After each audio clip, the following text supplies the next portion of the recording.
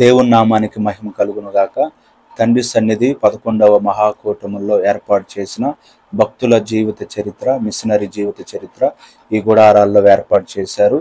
మరి వారి ఫోటోలు వేసి అక్షర రూపంలో వారు చేసిన సేవ, వారి ప్రార్థన అనుభవాన్ని మరి ఈనాటి తరానికి తెలియజేయటానికి శాలేమన్న గారు తండ్రి సన్నిధి మినిస్ట్రీ ఈ గుడారంలో అద్భుతంగా మరి ఫ్లెక్సీ ఫ్రేములు పెట్టి వారి గురించి తెలియజేయటానికి అక్కడ ఏర్పాటు చేశారు. అదేవిధంగా ఎదురుగా చూస్తే ఇక్కడ ఒక పెద్ద బోర్డు, మరి ఇక్కడ కూడా ఫ్లెక్సీ ఫ్రేమ్ మనకు కనపడతా ఉంది.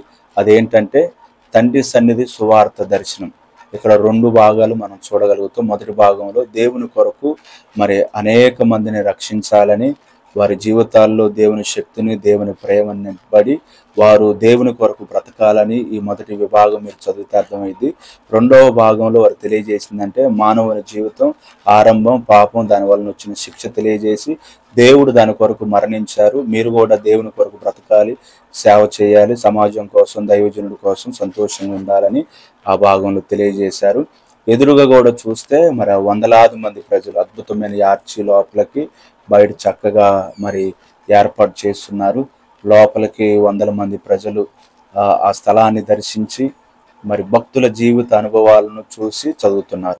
మొదటగా చూస్తే ఇక్కడ దైవజనులు భక్త సింగ్ గారి జీవిత చరిత్రను ఏర్పాటు చేశారు.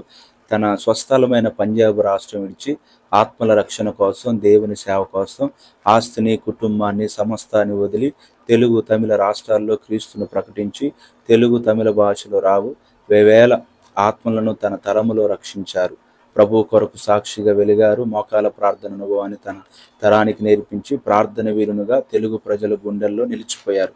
ఈ భక్తుని గురించి అద్భుతంగా తెలియజేశారు. మనందరికీ తెలుసు బ్రదర్ భక్త సింగ్ గారు.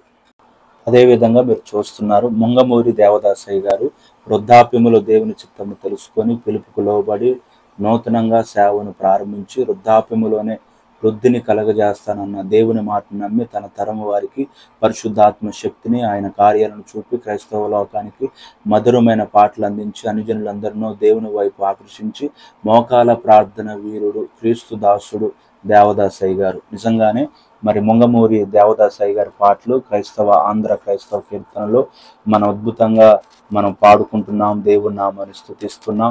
ఈయన ద్వారా మరి దైవజనులు అయ్యగారి ద్వారా బైబిల్ మిషన్ని స్థాపించి వేల మందిని రక్షించి మరి అదేవిధంగా ప్రార్థన అనుభవాన్ని నేర్పిన గొప్ప దైవజనుడు ముంగమూరి దేవదాసయ్య గారు. ఈ తరానికి ఈ దైవజనుడి గురించి తెలియటం చాలా అవసరము. మరి వారు ఆ తరములో మరి ఎంతో ఉపవాసాలుండి కష్టపడి దేవుని సేవ చేసి మోకాల అనుభవాలతో గంటల తరబడి ప్రార్థనతో దేవునితో గడిపినటువంటి దైవజనుడు ముంగమూరి దేవదాసయ్య గారు. అదేవిధంగా మీరు చూస్తే ముంగమూరి దేవదాసయ్య గారి పక్కన మరొక ఫ్లెక్సీ కనబడతా ఉంది. అక్కడికి వెళ్తున్నాం మనం. చూడండి, ఇక్కడ ఒక ఫ్లెక్సీ మీరు చూస్తున్నారు. దైవజనులు బ్రదర్ ఏసన్న గారు. వారి గురించి కూడా మనం తెలుసుకుంటే క్రైస్తవ ప్రపంచంలో భక్తి ఆచారంగా మారిపోతున్న రోజుల్లో దైవ దర్శనం పొంది తన స్వస్థలం విడిచి వివాహం లేకుండా తెలుగు అలాగే అనేక రాష్ట్రాలను పరిశుద్ధాత్మలో ఆనందింపజేసి ఆరాధింపజేసి నూతన ఉజ్జీవానికి నాంది పలికిని పిడికిలతో అన్నం తినే శక్తి ఉన్నంత వరకు ప్రభు సేవ చేసి అనేక సంఘాలు నిర్మించి తన తరాన్ని ప్రభావితం చేశారు. నిజమే, బ్రదర్ ఏసన్న గారు చేసినటువంటి గొప్ప సేవ ఆంధ్ర, తెలుగు రాష్ట్రాలు అనేక ప్రజలకు తెలుసు. తెలుగు ప్రజలు ఎప్పుడు ఏసన్న గారి పాటలు పాడుకుంటా ఆయన గురించి వింటా అనేకులకు చెప్తా ఉంటారు. ఓసన్న మందిరంలో కూడా అబ్రహాం అన్న, వెస్లీ అన్న, రమేష్ అన్న, ఫెడ్డిపాల్ అన్న, రాజన్న వీళ్ళందరూ కూడా ఓసన్న దైవజనులందరూ వారి ప్రతి వాక్యములో ఏసన్న గారి అనుభవాలు, ఆయన చేసిన పరిచర్య, ఆయన తగ్గింపు జీవితం మనకు తెలియజేస్తూనే ఉంటారు. నిజమే, ఓసన్న మినిస్ట్రీకి ఒక గొప్ప పునాది వేసిన దైవజనుడు. ఆయన సమర్పణ, ఆయన భక్తి జీవితం, ఉపవాసాల ప్రార్థనలు, శరీరాన్ని నలగొట్టుకొని దేవుని కొరకు బ్రతికినటువంటి ఒక అద్భుతమైనటువంటి జీవితాన్ని మనం చూస్తున్నాం. ఇప్పుడు ఓసన్న మినిస్ట్రీ ద్వారా ఒక బలమైన సేవ జరుగుతూ ఉంది. పాటలు కానీ ప్రార్థన కానీ మనం వింటానే ఉన్నాం. మన సంఘాల్లో దేవుని మహిమపరుస్తూ ఉన్నాం. అలాగున దేవుడు ఓసన్న మినిస్ట్రీని దేవుడు దీవించాడు ఆ పరిచర్యను. మరి అలాగ చూస్తూ ఇటు ముందుకు వస్తే మరొక దైవజనుని మరి అనుభవాలు, ఆయన చేసిన పరిచర్య ఇక్కడ రాసి అక్షర రూపములు ఈ ఫ్లెక్సీ ఫోటోలో మనం చూస్తున్న ఆయన దైవజనుడి ఫోటో. నేను ఇదే మొదటిసారి దైవజను నేను చూస్తున్నాను. ఆయన గురించి చదివాను, చాలా అద్భుతంగా ఉంది. జాన్ డేవిడ్ తానున్న ప్రాంతంలో దేవుని పిలుపుకు లోబడి అనేక మంది కుష్ఠరోగులకు, టీబీ వ్యాధిగ్రస్తులకు, అనాథులకు ఆశ్రయాలు నిర్మించి, ఉచిత వైద్య సహాయం, నీటి చెరువులను త్రవ్వించి, ఎన్నో పాఠశాలలు నిర్మించి, సువార్తను ప్రకటించి, దేవుని ప్రేమను క్రియల్లో చూపి అనేక ఆత్మలను రక్షించి దేవుని ప్రేమ తన తరానికి అందించారు. చూడండి, ఈ దైవజనుడి గురించి చాలా అద్భుతంగా రాశారు. నేను ఇదే మొదటిసారి ఈ దైవజనుడి గురించి నేను చదువుతున్నాను. మరి చదివినప్పుడు మరి ఆయన క్రియల్లో దేవుని ప్రేమ ఈ రోజుల్లో మాటల్లో వాక్యంలో చెప్పటం కాదు, కానీ ఈ తరానికి క్రీస్తు పరిచయం కావాలంటే అది క్రియల్లో చూపటమే చాలా అద్భుతం. మరి ఈ దైవజనుడు ఆ పరిచర్య చేశాడు, ఆశ్రయం కట్టాడు, అనేకులను చేరదీశాడు. దేవుని ప్రేమను క్రియల్లో చూపి అనేక ఆత్మలను ఈ దైవజనుడు జాన్ డేవిడ్ అయ్య గారు మరి రక్షించటం, వారి ద్వారా దేవుని పని జరిగింది. అదేవిధంగా విలియం కేరీ మనందరికీ తెలుసు, దేవుని చిత్తం కోసం దేశం విడిచి భారతదేశానికి వచ్చి మరి కుటుంబాన్ని కోల్పోయి జీవితంలో ఎన్నో రకాల చేదు అనుభవాలు పొంది తెలుగులో బైబిల్ అనువదించి తానున్న సమయంలో తెలుగు రాష్ట్రానికే కాక యావత్ దేశానికి దేవుని పక్షంగా ఎన్నో సేవలు అందించి ఆనాటి ప్రజలకు తన తరానికి క్రీస్తు సాక్షిగా జీవించాడు. ఈ దైవజనుడి ద్వారానే ఇప్పుడు మనం తెలుగులో బైబిల్ చదువుతున్నాం. అద్భుతమైన మిషనరీ సేవ చేసిన దైవజనుడు విలియం కేరీ గారు. ఈ విధంగా మీరు ఇక్కడ చూడొచ్చు. జాస్వా దానియేల్ అయ్య గారు, ఆయన గురించి కూడా అద్భుతంగా రాశారు. వారి తండ్రి గారు మరి డానియేల్ అయ్య గారు, వారి ద్వారా ఎల్ఈఎఫ్ చర్చి స్థాపించబడ్డది. మరి చూడండి, పాటలు, ఆకర్షణీయమైన మాటలు లేకపోయినా ఏకాంత ప్రార్థన ద్వారా దేవుని శక్తిని తన తరానికి చూపించి ప్రజలందరికీ ఏకాంత ప్రార్థన అనుభవాలు నేర్పించి ఎన్నో సంఘాలు నిర్మించి దొంగల ప్రాంతమైన స్టువర్ట్ పురమును క్రీస్తు పూర్వముగా, క్రైస్తవ పూర్వముగా మార్చి ఆనాటి క్రైస్తవ తరానికి ప్రజలకు గొప్ప మాదిరిని చూపిన క్రీస్తు సైనికుడు మరి జాస్వా దానియేల్ అయ్య గారి అనుభవం, ప్రార్థన, పశ్చాత్తాపం వారి చర్చిలో మనం చూస్తాం. లెమన్స్ ఇవాంజలికల్ ఫెలోషిప్లో ఎక్కువగా ప్రార్థన, పశ్చాత్తాపం, కన్నీరు కారుస్తూ ఉంటారు. ఈ దైవజనుడు కూడా ఈ తరానికి తెలియాలి. అదేవిధంగా మీరు చూస్తే ఇక్కడ ఫ్లెక్సీలో మరొక మిషనరీ దైవజనుడు మనకు కనపడతా ఉండు.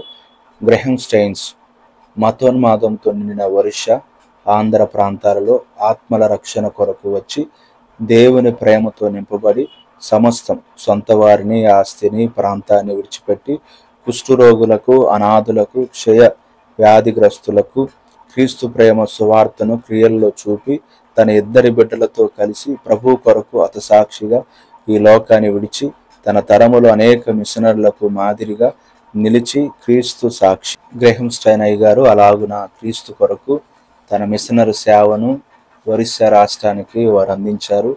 వారు పరిచయం చేసుకొని కారులో ఉన్నప్పుడు ఇద్దరు బిడ్డలతో ఆ కారుని నిప్పంటించి ఆ కారును తగలబెట్టారు. వారు సజీవంగా ఆ కారులోనే చనిపోయారు. తన భార్య కూడా ఆ మతోన్మాదులను క్షమించమని చెప్పింది. మరి అలాగున గొప్ప సేవ, దేశాన్ని విడిచిపెట్టి భారతదేశానికి వచ్చి వారు క్రీస్తు ప్రేమను ప్రకటించి క్రీస్తు కొరకు హతసాక్షులైపోయారు. ఇక్కడ మరొక ఫ్లెక్సీ మనం కనపడతా ఉంది. నీవైన యవనస్తులు భయంకరమైన పాపములో పడిపోయి హత్యలు, మానభంగాలు, అలాగ మతోన్మాదంతో మరి మత్తు పదార్థాలతో నింపబడి ఉన్నారు. ఈ తరములో అలాంటి యవనస్తులను మారటానికి పరిశుద్ధాత్మతో నింపబడి మరి క్రమమైన భక్తి జీవితం కలిగి దేవుని సేవ చేసి అనేకులను వెలిగించాలని ఇక్కడ అనేక మంది యవనస్తులకు స్ఫూర్తిగా కొన్ని మాటలు ఇక్కడ రాసి పెట్టారు. అదేవిధంగా చూస్తే ఇక్కడ మొక్కలతో ఇదంతా కూడా డెకరేషన్ చేశారు. ఎదురుగా ఇండియన్ మ్యాప్ ట్రీని ఇక్కడ ఏర్పాటు చేశారు. ఇక్కడ ఫొటోస్ దిగటానికి చాలా చక్కగా అద్భుతంగా ఈ లొకేషన్ ఉంది. చాలా బాగుంది గుడారంలో. మరి లోపల అనేక మంది, చాలా మంది, వందల వేల మంది ప్రజలు వచ్చి ఇక్కడ ఫొటోస్ తీసుకుంటున్నారు. అదేవిధంగా ఇక్కడ ఒక కుటుంబం జాన్ డేవిడ్ అయ్య గారి జీవిత చరిత్రను, వారు చేసిన సేవను చూస్తున్నారు. అదేవిధంగా బ్రదర్ ఏసన్న గారు ఇక్కడ యవనస్తులు మరి ఏసన్న గారి జీవిత చరిత్ర చదువుతున్నారు, ఫోటో తీసుకుంటున్నారు. వారి యొక్క జీవిత అనుభవాలు అనేకులు తెలుసుకుంటున్నారు ఈ గుడారంలో. ఇలాగున మరి 8 మంది భక్తుల వారి ఫొటోస్, వారు చేసిన సేవ, వారి ప్రార్థన అనుభవాన్ని ఈ గుడారములో మరి వారు పెట్టి వందల మంది ప్రజలు చదివేటట్లుగా, చూసేటట్లుగా వారు కూడా ఇన్స్పైర్ అయ్యి ఒక మాదిరిగా తీసుకొని ప్రార్థించి దేవుని సేవ చేయాలని, అలాగ ప్రార్థన అనుభవం కట్టుకోవాలని ఈ గుడారంలో తండ్రి సన్నిధి ఈ మహాకూటంలో ఏర్పాటు చేశారు. అన్నిట్లో ఇది చాలా అద్భుతం. దీని ద్వారా అనేక మంది ప్రజలు స్ఫూర్తిని పొందుకుంటారు. దేవుడి కూటములను మహిమకరంగా జరిగించాడు. ఆయనకే మహిమ కలుగును గాక.